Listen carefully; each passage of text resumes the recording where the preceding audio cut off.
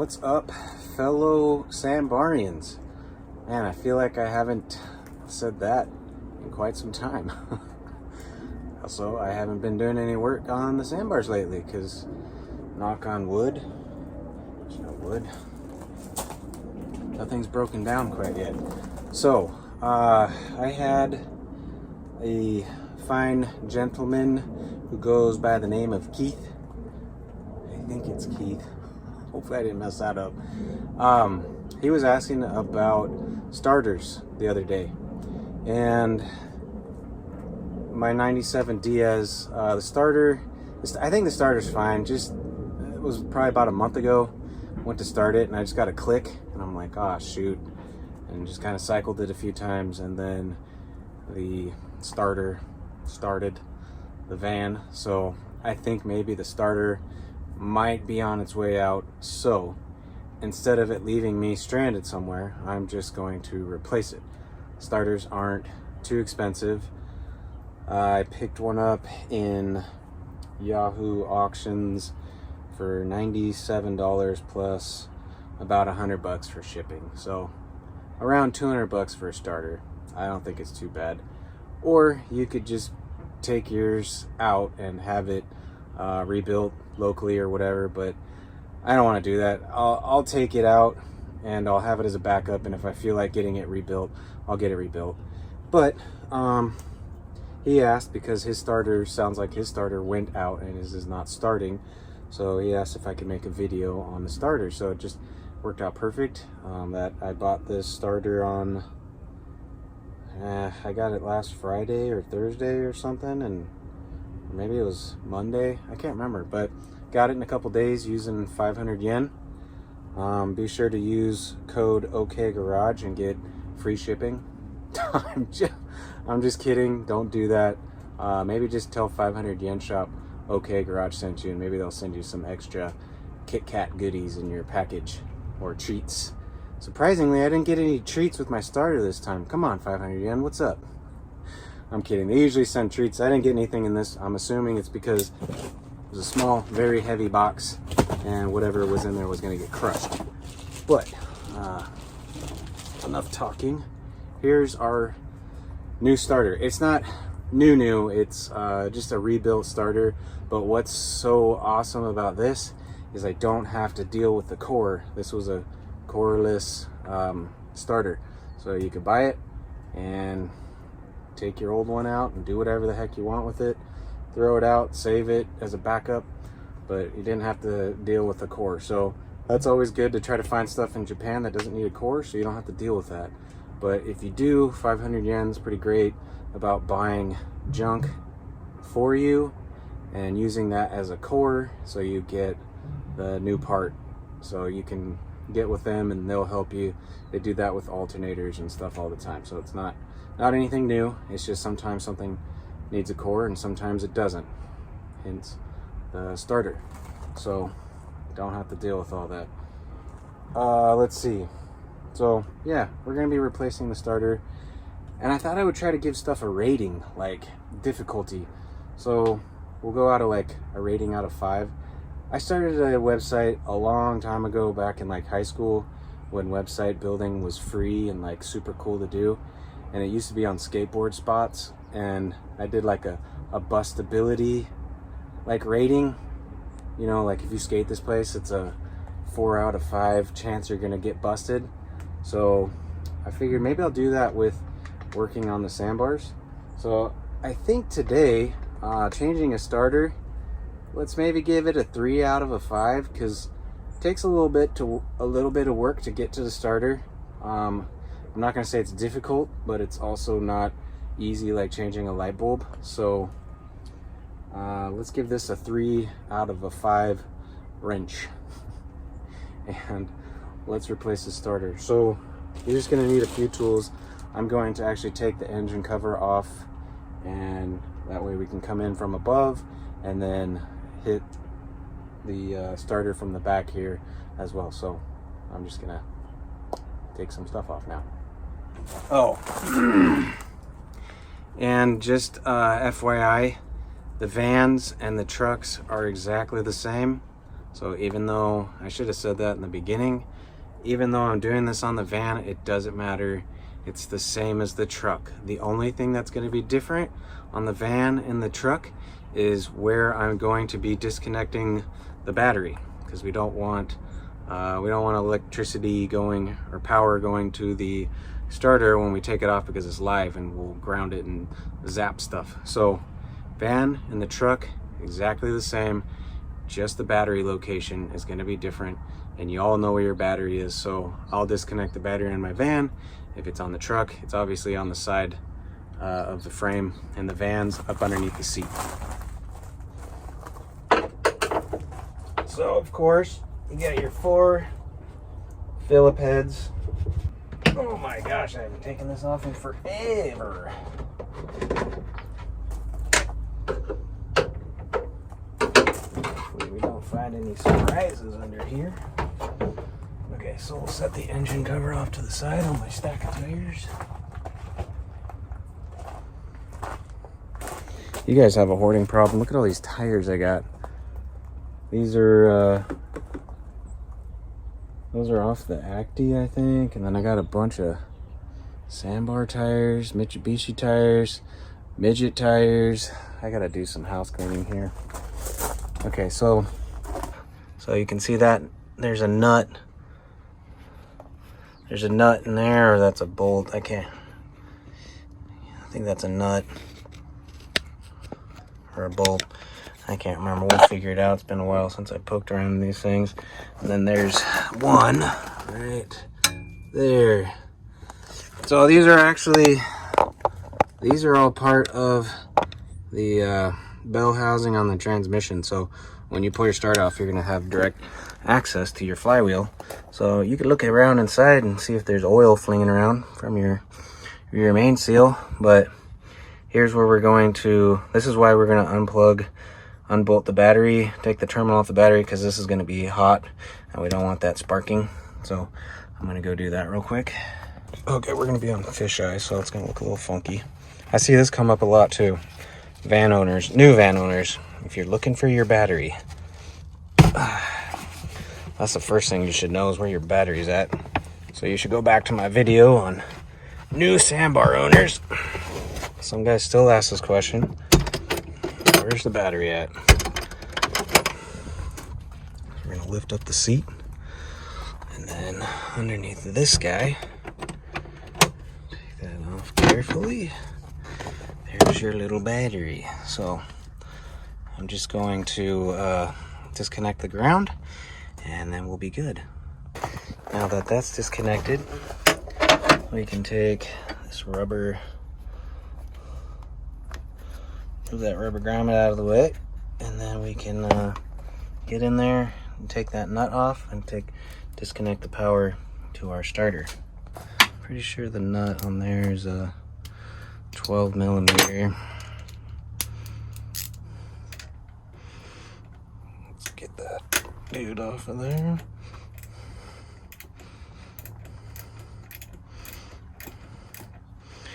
And if you're new to all this stuff, you're probably seeing all these hoses and whatnot. This is going to an oil catch can, which I think I'm going to remove. I'm not a huge fan. There's still oil getting inside the air box. I'm going to go with my breather filter that I normally do. But see, if we were live right now and you touched your ratchet to the frame or anything metal in here, it would spark. We don't want that.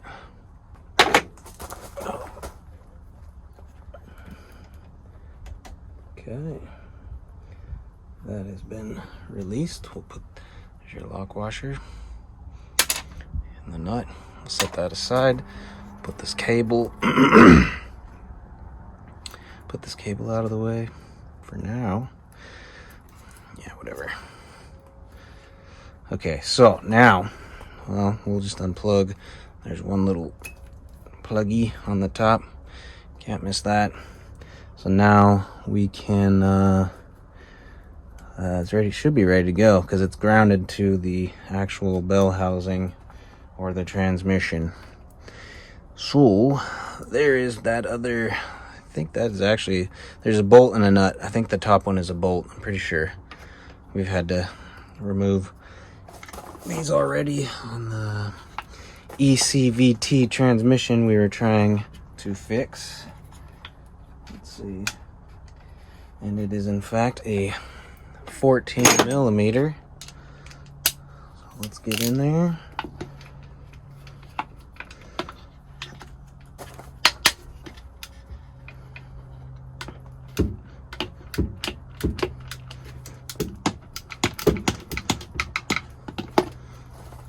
I think it's a pretty long one too, if I remember.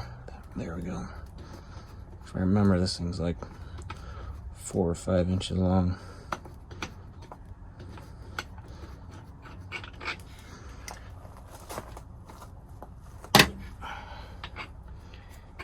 Yeah, buddy. Lightweight. Yep. So you got a top long one down there. And it's also holding on to your airbox mount, so we got to make sure. We might actually have to undo the airbox mount. We'll see. Which is only a 10 mil, so nothing crazy. Okay, let's go underneath now. Okay, so now this one should be around there somewhere. I can't really see it now that I got the camera. I can feel it. There it is. So let's try the long extension on that guy.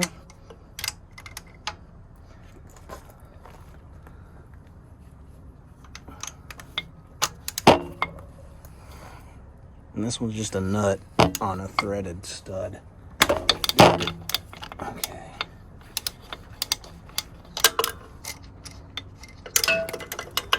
Bollocks. Okay. And then here's the, let's see, the nut off the bottom. So theoretically our starter should pop out, but I don't know if the airbox mount will hold it in there. Let's see here.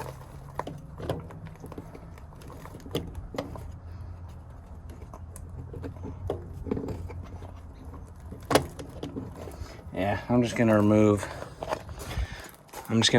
this real quick because it's holding on to that bracket and I don't want to break any plastics. I'm trying to bend that around. So 1 second.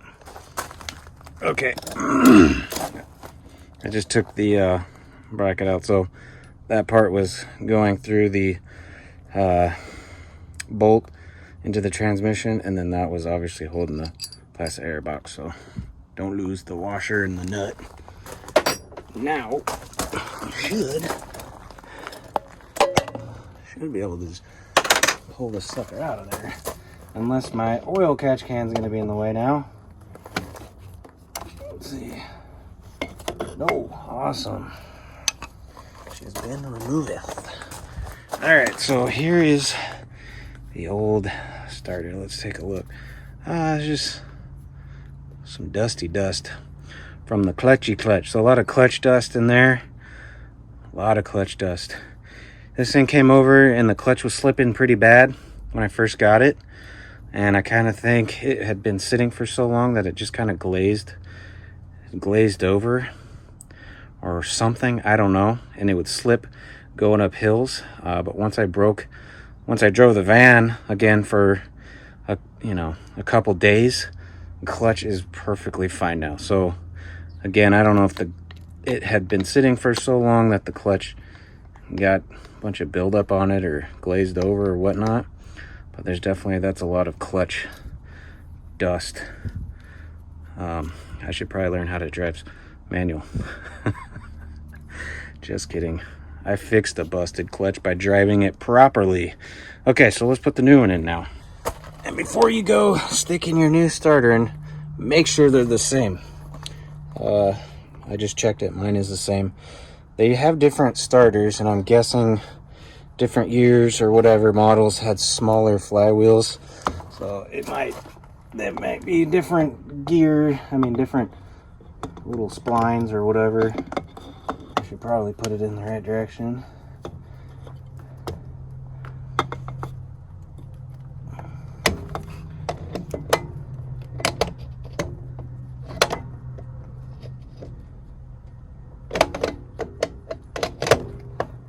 Go. Man, that looks Nothing like some fresh parts. Nothing like it. Nothing like some new parts. Nothing like it. Okay. And also, things might be slightly different on some other trucks or vans because I do not have my stock exhaust system. So I can't say for 100% if some of the heat shields are going to be in the way. So you may have to remove some heat shields, which is super easy. So don't worry. You can still do it. You just got to remove some heat shields probably.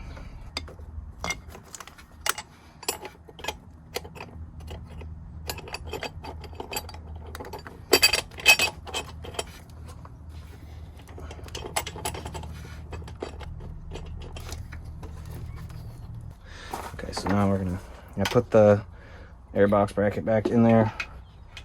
So now we can make sure we have our ratchet going the right direction.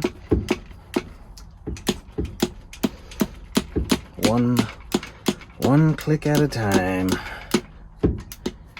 Man, I need a fine-tooth ratchet.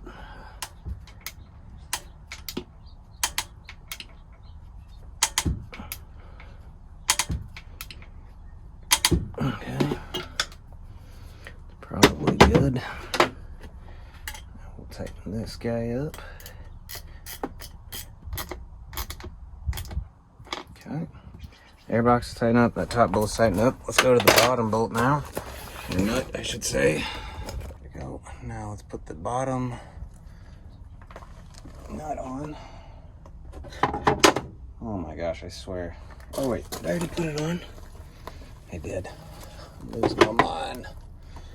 You know when you work with a tool and 2 seconds later you lose it?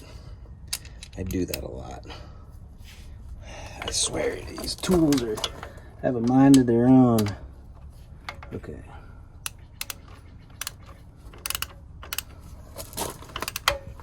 Get the other one on there pretty snug.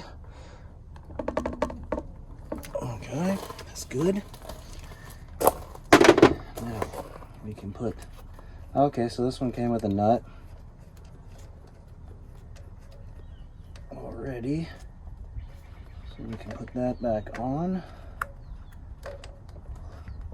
And I have the old lock washer, we'll put that on.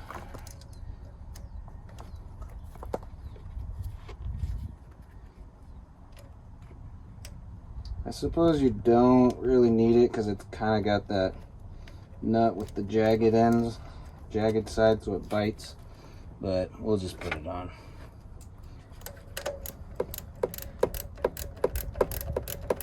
Okay, make sure we cover that up because we don't want it to ground accidentally.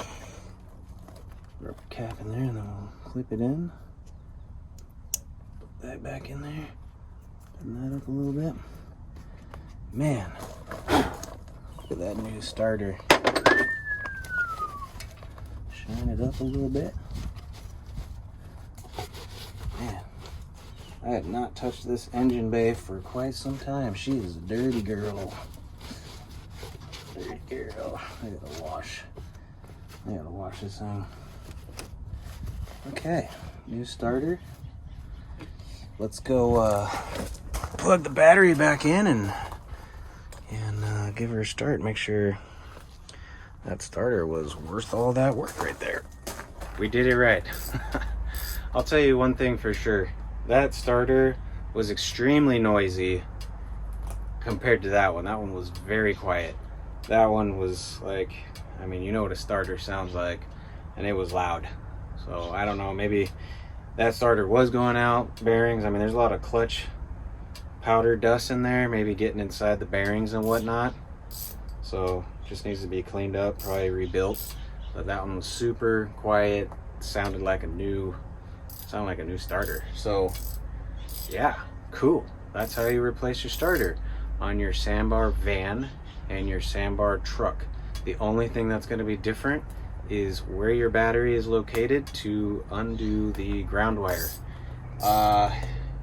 If you have a manual transmission, that's what this was. If you have an automatic or a ECVT transmission, same everything. with that as well. Again, there's no stock exhaust on here anymore, so I can't remember. There might be some heat shields. There might be some heat shields in the way, but heat shields are easy to just unbolt. They're usually 10mm nuts, and take off a couple heat shields, and then maybe you'll realize having a custom exhaust is a lot better than having the stock one.